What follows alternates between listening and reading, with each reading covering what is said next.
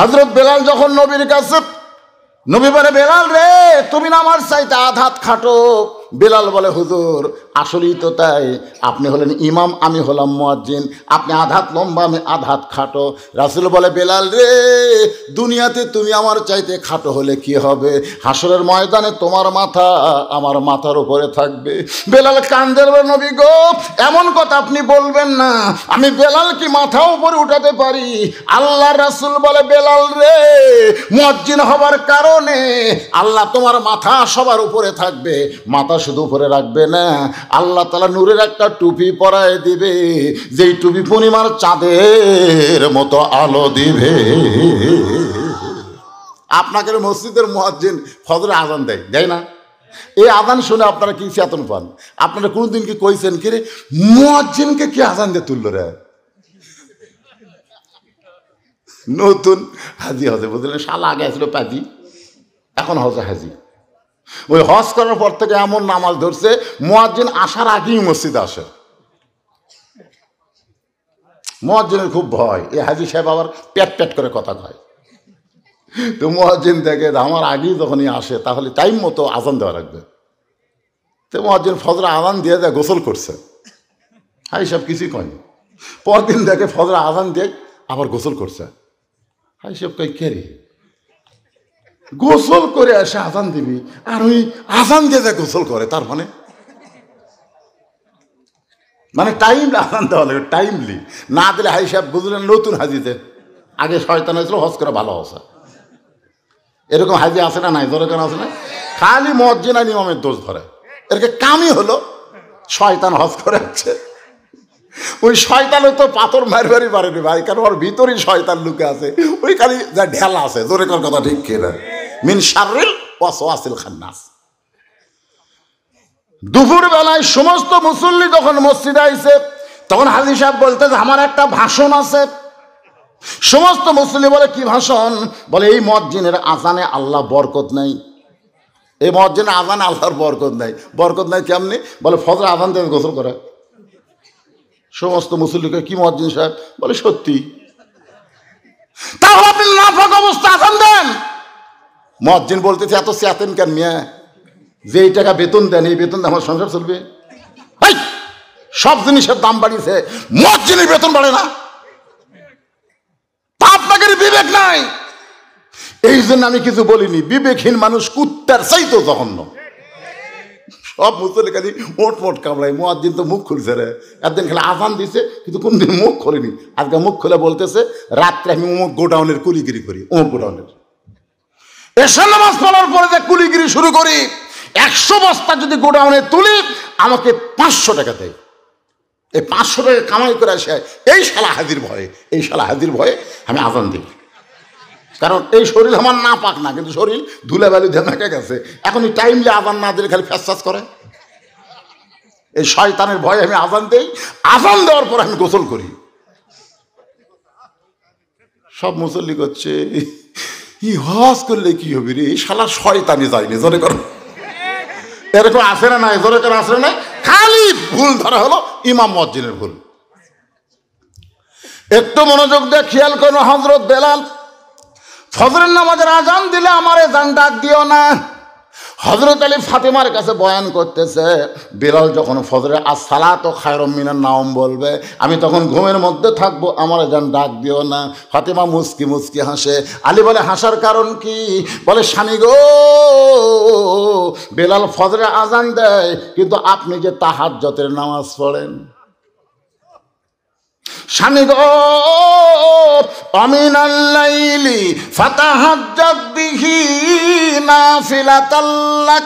ফাতেমা বলে, স্বামী গো, কেউ যদি তাহাজ্জুদের নামাজ পড়ে, 5 ওয়াক্ত নামাজ হলো ইবাদত, আর তাহাজ্জুদের নামাজ হইল মহাব্বত।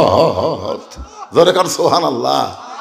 আজকে শোনেন, 5 ওয়াক্ত তো আমরা পড়ি না, আবার তাহাজ্জুদ। অনেকে চিন্তা করছে, হুজুর 5 ওয়াক্তই পড়ি না, আপনি আবার কোন নামাজের কথা বললেন?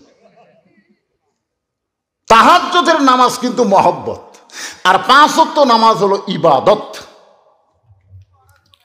কেবলমাত্র তাদের মধ্যেই মহব্বত হবে যারা জান্নাতের আশা করে না, আল্লাহকে পাওয়ার আশা করে, তারাই মহব্বতের পাগল হয়। আছে নামাজের সেজদায় আল্লাহ ডাক দেয়, বলে যতই নামাজ পড় আর সেজদা কর, তোর ঠিকানা হলো জাহান্নাম। বান্দা মাথা তুলে কয় আলহামদুলিল্লাহ। আল্লাহ কয় কেরে পাগলা, তোরে জাহান্নামের খবর দিলাম, এরপর আমার শুকর আদায় করলি কেন? বান্দা কয় আল্লাহ, জাহান্নামেরও মালিক তুমি, জান্নাতেরও মালিক তুমি। তুমি যদি বলতে তোর জাহান্নামও নেই জান্নাতও নেই, তাহলে আমি যাবো কোথায়? তোমার বানানো জাহান্নামে আমার যে জায়গা হচ্ছে, এই জন্যই তোমার শুকরিয়া আদায় করলাম। আল্লাহকে কি পাগল রে, জাহান্নামের কথা শুনলে আলহামদুলিল্লাহ নাউজুবিল্লাহ। বান্দা কয় না আল্লাহ, আমি তো জাহান্নামে যাবো, একলা যাবো। আল্লাহ কয় তুই কি তারেক জিয়া? বগুড়ার চামচারা মিছিল করছে, তারেক জিয়া যেখানে আমরা আছি সেখানে, তারেক জিয়া জেলখানায় এক চামচার মিছিল নেই। কোন কথা ঠিক কি না? নেতা যখন বাইরে থাকে তখন সবাই নেতার সঙ্গে থাকতে চায়, নেতা যখন জেলখানায় যায় আর চামচাকের মিছিল থাকে না। এটা কিন্তু অন্তরের ভালোবাসা না। অন্তরের ভালোবাসা যদি হইতো, সাইদে হুজুরকে জেলখানায় রাখার সঙ্গে সঙ্গে সব বক্তা হরতাল করত।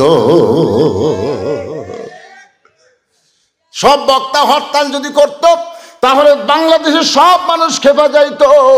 মামুনুল হককে যখন জেলখানায় তুলছে, প্রত্যেকটা কওমি হুজুরদেরকে যারা ইমামতি করে, তাদের ইমামতি বয়কট করা লাগবে। দেখি তোরা কার পাশে নামাজ পড়িস।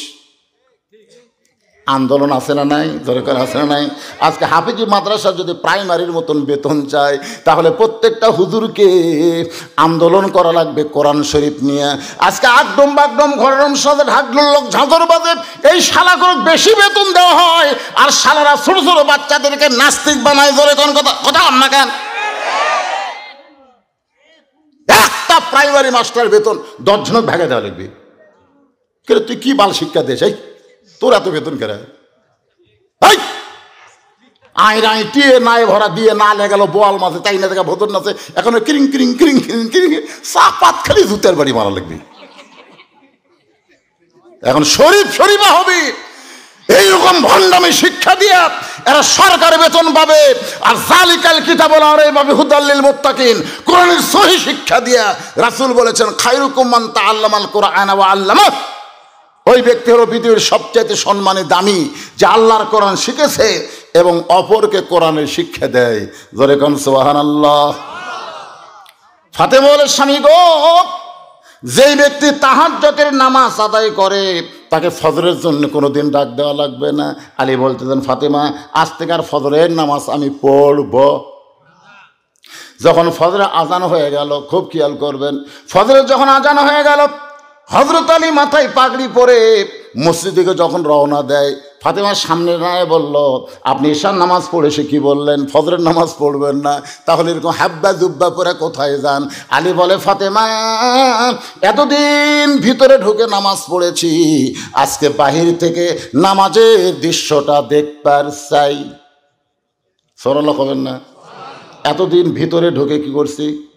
ভিতরে ঢোকা বোঝেন? ভিতরে ঢোকা মানে কার ভিতর? মসজিদের মধ্যে। হাদিস আছে বিস্তারিত, হুজুরি কোলে ব্যতীত। হাদিস আছে বিস্তারিত, মাইকে নামাজ আই করে। হাদিস আছে বিস্তারিত, হুজুরি কোলে ব্যতীত। করছিন কালেও নামাজ তোর হবে না, তবে কেন গাও জোয়ারি? মাইকালা ভাই আছেন, এটা নামে আসাইকে টাইট দেন। হাদিস আছে বিস্তারিত, হুজুরি কলব ব্যতীত। করছিন কালেও নামাজ তোর হবে না, তবে কেন গাও জোয়ারি? মানুষকে দেখাও নামাজ পড়ি, ও তোমার সিদ্ধ বীজে সুফসল ফলবে না। আজও কারণ আল্লাহর নামাজ ধরতে পারলা না। শয়তান কাঁদতেছে মসজিদের দরজাত। কে কাঁদতেছে? শয়তান কয়, এত চেষ্টা করলাম বারে, একবারে থবার পারলাম না।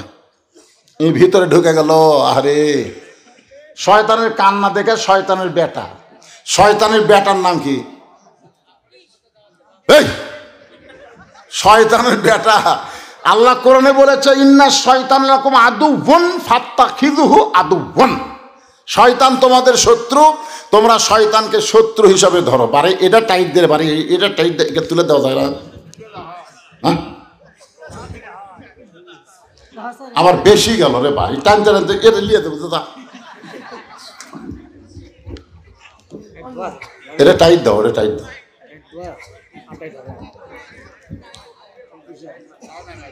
আচ্ছা থাক, মাথা হেলাই ওয়াজ করা লাগে, বুদ্ধি নেই। আমি একটু চিন্তা করছিলাম চার দিয়ে ওয়াজ করবো,